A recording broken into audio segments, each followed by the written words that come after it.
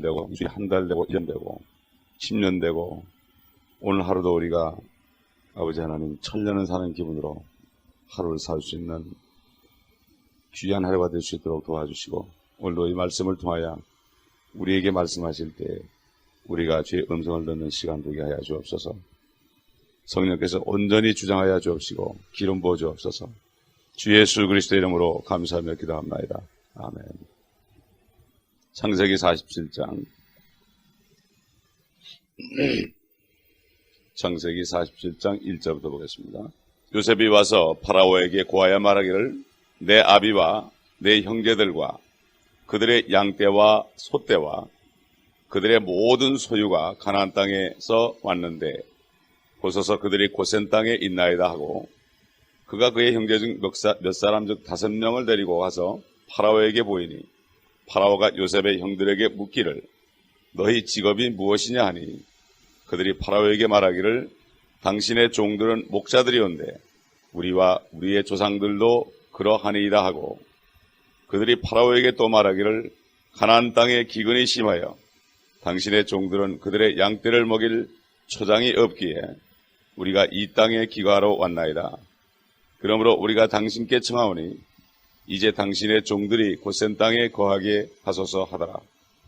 파라오가 요셉에게 일러 말하기를 네 아비와 형제들이 네게 왔고 이집트 땅이 네 앞에 있으니 이 땅의 가장 좋은 곳에 네 아비와 형제들이 거하게 하되 고센 땅에 그들로 거하게 하라.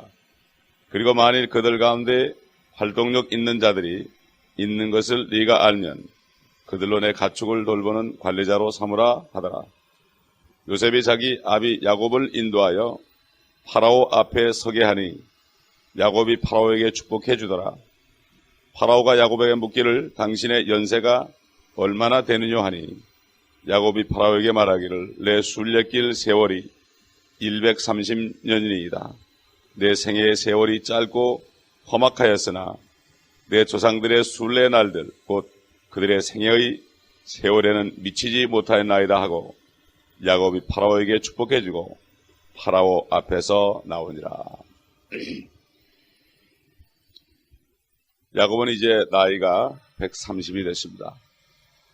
그는 80이 넘어서 집에서 쫓겨나는 신사가 됐고 그의 일생은 수십 년 동안 그 이후 수십 년 동안 그저 아내를 위해서 또 자식들을 위해서 돈 벌기 위해서 세월을 다 보내고 또 돈을 잔뜩 벌어 놓으니까 자녀들이 속을 새기고 심지어 두 아들은 세겜 땅에 있는 모든 남자들을 칼로 쳐 죽이는 이런 일을 했고 또 요셉이라는 아들은 잃어버렸고 이제 베냐민도 잃어버리는 그러한 위치까지 왔었고 시므온은 감옥에 갇혔었고 참 이러한 고통 속에서 이제 야곱은 많이 변했습니다.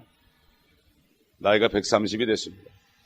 그는 이제 요셉을 봤을 때 죽을 것으로 생각했습니다. 기력이 다 떨어졌습니다. 하나님께서는 17년간을 더 살게 했습니다.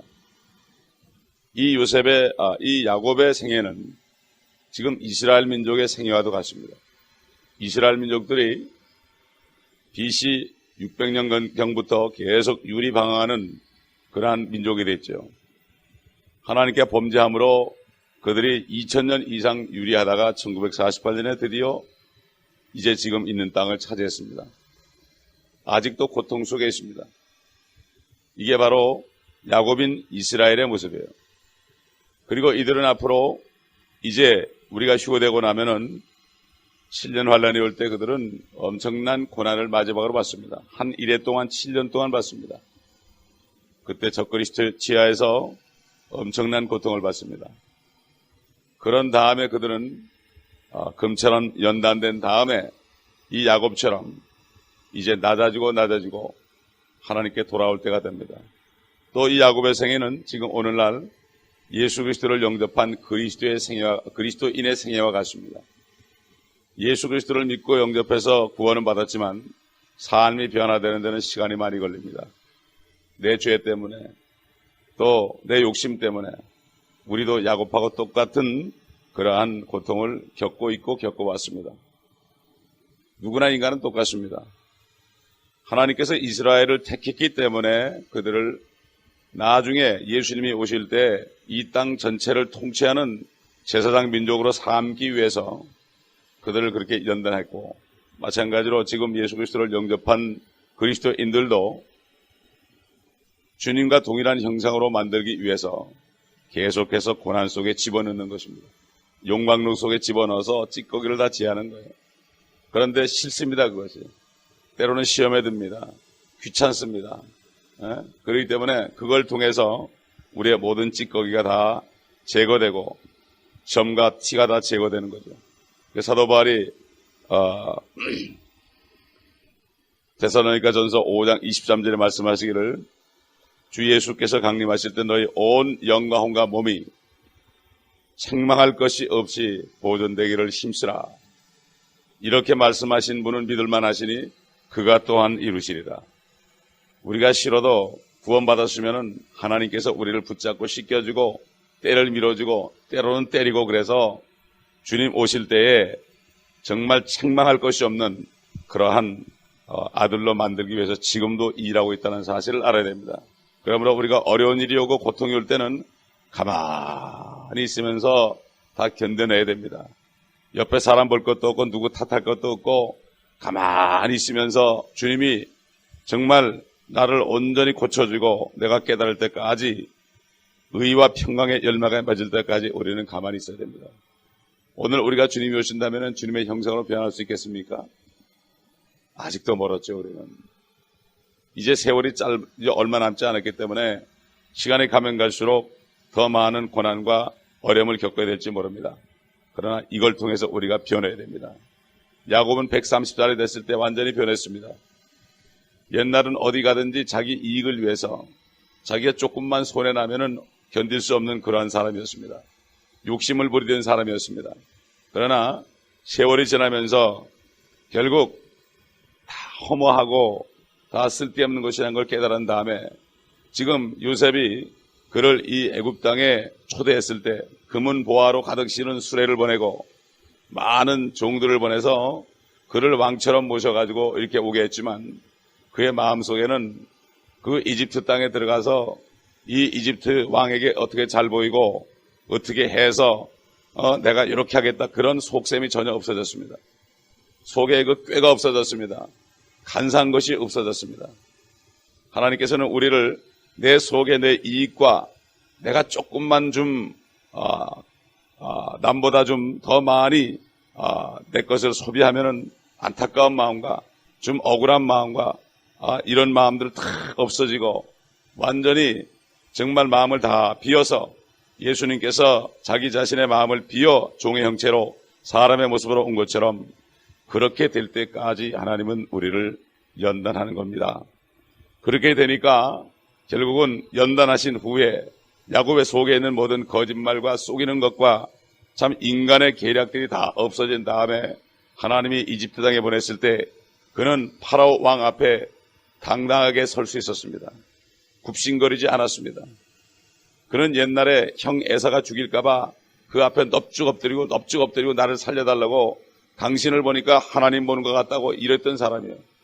자기의 이익을 위해서, 자기가 죽지 않기 위해서는 별짓을 다 했던 사람인데, 지금 이렇게 구걸하러 들어오는 주제에 파라오 왕 앞에 서서 당당하게 말하고 자기의 나이를 물을 때 내 순례길 세월이 130년이니라. 내 생의 세월이 짧고 험악하였으나 내 조상들의 순례 날들 곧 그들의 생에는 세월이 미치지 못했나이다. 그 다음에 야곱이 파라오에게 축복해주고 파라오 앞에서 나왔습니다. 파라오를 축복해줬습니다. 사실은 파라오가 야곱을 축복해줄 입장 아닙니까?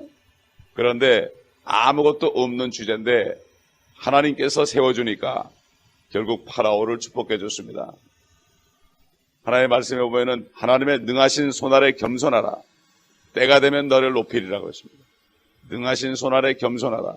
때가 되면 너를 높이리라. 하나님이 높일 때까지 우리는 가만히 있어야 됩니다. 누가 뭐라 그래도 가만히 있어야 됩니다. 가만히 있을 때 주님께서 우리가 주의 형상으로 변할 때 우리를 높여주는 것입니다. 여기 지금 요셉은 예수 그리스도의 모형이죠. 그래서 스가랴에서 보면은 이 땅에 예수님이 오시면은 온 땅을 치리하는 왕이 될 것이다. 우리 한번 찾아봅시다. 스가랴에서 스가랴 14장 9절 보게 되면 주께서는 온 땅을 치리할 왕이 되시리니 그날에는 한 분 주께서 계실 것이며 그의 이름 하나만 있으리라. 그 온 땅이 개바해서 예루살렘 남쪽 림몬까지 평원처럼 바뀔 것이요 예루살렘은 높여져서 그곳에 사람이 거하게 되리니 베냐민 문으로부터 첫째 문자리와 모퉁이 문까지와 하나니엘 망대로부터 왕의 포도주 짜는 데까지라. 그 안에 사람들이 거하리니 더 이상의 파멸은 결코 없을 것이며 예루살렘에는 안전하게 사람이 살리라. 예수 그리스도가 요셉처럼 온 땅을 다스리는 때가 될 때 그때 가서 예루살렘은 안전하게 사람이 사는 여호와 샬롬 평강에 하나님이 임하는 그때 이것이 이루어진다고 성경은 말씀하고 있고, 또 요한계시록 11장에 봐도 동일한 말씀이 있습니다. 요한계시록 11장에 봐도 11장 15절 보게 되면 그 후에 일곱째 천사가 나팔을 부니 하늘에서 큰 음성들이 있어 말하기를 이 세상의 나라들이 우리 주와 그의 그리스도의 왕국들이 되어서 그분이 영원 무궁토록 통치하시리라고 하더라. 제가 어젯밤에 잠들기 전에 누워가지고 많은 고민을 했습니다. 이 교회 양떼들을 바라보면서 많은 고민을 했습니다. 잘 자라지 못하고 넘어지고 엎어지고 시험에 드는 것을 볼 때 너무나 마음이 아파서 잠을 이루지 못했습니다. 비몽사몽간에 하나님께서 뭘 보여주는가 하면은 이제 주님이 곧 오시는데 옆에서 한 사람이 있다가 내가 준비가 안 됐는데 그거 어떡합니까? 거듭나지 않았습니까? 그러니까 나는 아닌 것 같다고. 내가 환란에 넘어가야 될 것 같은데 나는 환란에 넘어가서 전도하죠 뭐. 이러는 모습을 볼 때 말이죠. 너무나 마음이 안타까웠어요. 정말 주님이 문 앞에 있습니다. 우리는 정신을 바짝 차리고 성경에 있는 것이 그대로 이루어집니다. 아브라함에게 이제 이스라엘 민족들이 400년 동안 애굽에 들어가서 종살이한다. 이 말씀대로 200여 년이 지난 다음에 이루어졌습니다. 이 앞으로 될 일들이 분명히 이루어집니다. 선지서와 시편에 모세 오경에 예수 그리스도가 재림하기 전에 환란이 올 것이고 재림해서 이스라엘 민족이 이제 회개할 것이고 그 다음에 이 땅에 천년왕국이 세워질 것이고 온 땅에는 평화가 올 것이고 그리고 그 후에 마지막 심판이 있고 이제 영원한 세계로 새하늘과 새 땅이 전개되는 이 모든 것들이 그대로 이루어질 것입니다. 그렇기 때문에 우리는 정신을 바짝 차리지는 안 돼요. 마음의 정신을 바짝 차리고 주님이 문 앞에 있다는 걸 알고 살지 않으면 금방 마하게 시험해가지고 마음이 느슨해지고 마음이 곤고해지고 그렇게 됩니다. 그렇기 때문에 우리는 소망을 절대로 잊어버리면 안 되고 소망의 닻을 확 내려가지고 예수 그리스도에 꽂아놓고 살지 않으면 우리는 금방 마음이 해해지고 그 틈을 사탄이 미지고 들어오는 겁니다. 새로운 사람들이 교회에 들어옵니다. 들어오면 들어올수록 사탄이는 기존에 있는 사람들에게 역사해서 또 이 교회를 소란스럽게 합니다. 항상 그렇습니다. 그렇기 때문에 새로운 사람이 들어올 때 기존에 있는 사람들은 정신을 바짝 차리고 그들을 돌볼 준비를 해야 됩니다. 여기 지금 야곱의 아들들이 이집트에 들어갔을 때 이집트 왕의 그 가축을 돌보는 그러한 책무를 받은 것처럼 세상에 있다 이 교회에 들어온 사람들에게 그 가축들을 우리가 그 양들을 돌볼 수 있는 그러한 그릇들이 되어야 되는 거죠. 본이 되어야 되는 것입니다. 그러나 사탄이는 먼저 들어온 사람들이 시험에 들게 해가지고 나중 들어온 사람들을 본이 못하게 해서 교회를 또 소란스럽게 합니다. 왜? 하나님께서 이 교회를 이제 증가시켜 주셔서 올해 분명히 선포된 말씀이 열매 맺는 해로 주었습니다. 그렇기 때문에 우리는 기다리면서 그들을 섬길 준비를 해야 되는 것입니다. 그럴 때 이 교회에 많은 사람들이 와서 주의 일을 같이 감당할 수 있습니다. 우리는 일꾼을 보내달라는 기도를 오랫동안 했습니다. 근데 일꾼들이 오고 있기 때문에 이제는 기도의 응답을 알고 우리가 그들을 잘 신경 써주고 기도해주고 우리가 본이 되고 앞장서 나갈 때에 우리는 하나님께 칭찬받고 그 일하는 상급을 받을 수 있는 거죠. 그러므로 정신을 더 바짝 차리고 이제 주님께서 자라게 한다고 그랬으니까 심는 것과 물을 주는 것은 사람이 하지만 증가시켜주는 것, 양적이나 또 하나는 또 질적으로 자라게 하는 것은 하나님이 하신다는 것을 우리가 알아야 됩니다. 그러므로 우리는 이 말씀 속에서 우리가 더 시간이 가면 갈수록 주님의 형상을 닮아갈 때에 주님이 우리가 때가 되면 우리를 높여주십니다. 그러므로 이제는 우리가 더 영적으로 무장하고 또 말씀도 더 열심히 배우고 정말 그렇게 해서 나중에 사람들이 올 때 가르쳐 줄 수 있어야 됩니다. 그게 되도록 여러분 학교 공부할 때도 말이죠. 이거 쓰잖아요. 노트 필기 안 하고서 어떻게 공부를 합니까? 노트 필기를 해서 복습을 하고 이렇게 돼야만 이게 알아지는 거죠. 한번 듣고 말아버리면 다 잊어버립니다. 그러므로 세상 공부도 노트로 써가지고 그걸 복습하고 그래서 마음판에 새기는데 하나님의 말씀을 우리가 적어가면서 공부를 해서 귀하게 알고 이렇게 할 때에 우등생이 되는 거고 다른 사람들을 가르칠 수 있습니다. 어제 어떤 자매가 저한테 한참 질문을 해요. 저는 목사님 질문할 게 맞습니다. 지난번에 했던 교회에서는 질문을 하니까 목사님이 질문하지 말라고 그래서 못해가지고 마음이 섭섭했습니다. 그래가지고 이 자매가 여호와 증인까지 가가지고 말씀을 배웠대요. 너무 답답해서. 기가 막히더라고요. 어제 짧은 시간에 제가 잠깐 서가지고 말씀을 가르쳤더니 너무 좋아하고 풀렸다고 그러는데 너무 좋아하는 거예요. 아직도 질문이 많대요. 언제든지 질문하라고 그랬습니다. 이렇게 오는 사람들이 말씀을 사모하는 사람들이 오는데 우리가 그들이 질문할 때 그들에게 가르쳐가지고 그들이 정말 말씀에 정착하도록 해줘야 되지 않겠습니까? 저는 어제 그 얘기를 듣고 깜짝 놀랐습니다. 우리의 사명은 미리 배운 사람들이 그들에게 가르칠 수 있도록 체계적으로 우리가 말씀의 지식 안에 있어서 그들을 가르쳐줘야 됩니다. 앞으로 이 교회는 계속해서 사람들이 하나둘씩 올 것입니다. 그러면 우리가 그 사람들을 내가 맡아서 한 사람 한 사람씩 양육을 시켜야 됩니다. 이것이 바로 우리의 사명입니다. 하나님이 보내준 사람들을 우리가 양육하지 못하면 어떻게 되겠습니까? 우린 더 준비되고 더 가슴을 여미고 기도해서 시험에 들지 않게 깨워서 기도해야 됩니다. 그리고 시험에 든 사람들을 위해서 기도해줘야 됩니다. 주님이 그랬죠? 시험에 들지 않게 깨워서 기도하라. 기도하지 않으면 금방 시험에 듭니다. 금방 섭섭한 마음이 들고 금방 시험에 듭니다. 그렇기 때문에 우리는 깨워서 항상 기도해야 됩니다. 기도하는 양만큼 우리가 영적으로 살아있는 겁니다. 그러므로 오늘도 이 야곱을 보면서 우리도 이렇게 참 주님 만났을 때에 내 인생길을 바라볼 때 야곱같이 회상하면서 주님이 높여지는 그날을 바라보면서 우리도 끝까지 우리 속에 있는 더러움을 다 제하고 경고하며 흔들리지 말며 주의 일을 더 넘치게 해야 될 것입니다. 하나님의 일을 넘치게 하죠. 넘치게 하게 되면 이게 상이죠. 세상 일은 아무리 넘치게 해다 자빠지고 자기 명예는 올라갑니다. 그러나 하나님의 일은 자기의 명예는 올라가지 않고 자기가 힘들고 그렇지만 하나님께서 상 주십니다. 이름도 없이 빛도 없이 수고하는 그 손길 하나님이 빛 주십니다.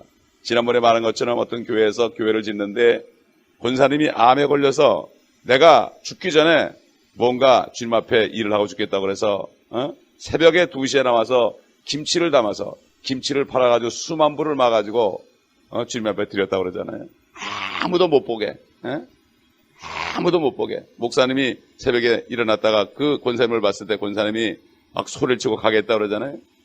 그런데 결국은 그렇게 수고하고 죽기를 각오가 했는데 결국 그 예물을 드린 다음에 하나님이 암을 고쳐주셨단 말이에요. 이게 실제 있던 일이에요. 너희가 죽고자 하면 살 것이요 살고자 하면 죽으리라. 어차피 우리는 한 번 죽습니다. 그러나 주의 일을 하다 쓰러져 죽으면 영광이 되는데 사실은 주의 일을 하다 쓰러져도 절대로 죽지를 않습니다. 내가 몸을 도사릴 때 죽습니다. 그렇기 때문에 우리는 모든 것을 주님 앞에 다 던져버리고 정말 거룩한 사한 제물로 드릴 때 주님 앞에 쓰임받는 종들이 될 것입니다. 기도하겠습니다. 아버지 하나님, 오늘도 야곱의 생애를 통하여 우리의 모습을 보고 있나이다. 그 야곱이 바로 속이는 자가 이스라엘이 된 것처럼, 하나님의 왕자가 된 것처럼 우리도 속이는 자였으나 지금 계속해서 말씀으로 우리가 변화되며 조금씩 변화되게 하시고 인도하신 것을 감사합니다. 우리도 이제 때가 되면 하나님의 왕자로서 아버지 하나님 함께 주님과 다스리는 그러한 왕자로서의 모든 면모를 갖추게 하기 위하여 지금도 우리를 연단하시는 주님, 그 연단 속에서 우리가 가만히 있으며 주님의 손에 붙들린 바 되어서 아버지 고쳐지고 씻겨지고 벗겨지며 정과 티가 온전히 없어지며 빛을 발하게 하여 주옵시기를 원하며 진리의 말씀의 빛이 우리를 통하여 비칠 때에 세상 사람들이 우리를 볼 때 우리가 세상에서 어떤 자라는 그런 것을 보는 것이 아니라 하나님의 영광을 보고 어떤 자가 이곳에 올지라도 하나님의 영광 속에 들어와 겸손하게 낮아지는 역사가 있게 하옵소서. 세상에서 권세 있는 자들이 들어와도 하나님의 권세 앞에 말씀의 빛 앞에 무릎 꿇는 역사가 있게 하여 주시옵시기를 간절히 원합니다. 우리가 그 빛을 비치지 못하면 세상의 권세 있는 자들이 들어와서 우리를 억압하고 우리를 깔보고 우리를 무시할 것이 아니니까 아버지 하나님이여 도와주시옵시고 주의 말씀의 빛으로 빛나는 저희가 될 수 있도록 오늘 하루도 주의 말씀 안에 주의 손 아래 묵상하며 우리 자신을 주님 앞에 맡기고 온전히 성령으로 충만함을 받아서 아버지 하나님 진정으로 주의 영광이 우리를 통해 나타날 수 있도록 도와주시되 그러므로 우리의 옛사람의 모습이 나타나지 않도록 우리를 조금씩 변화시켜 주옵소서. 주 예수 그리스도의 이름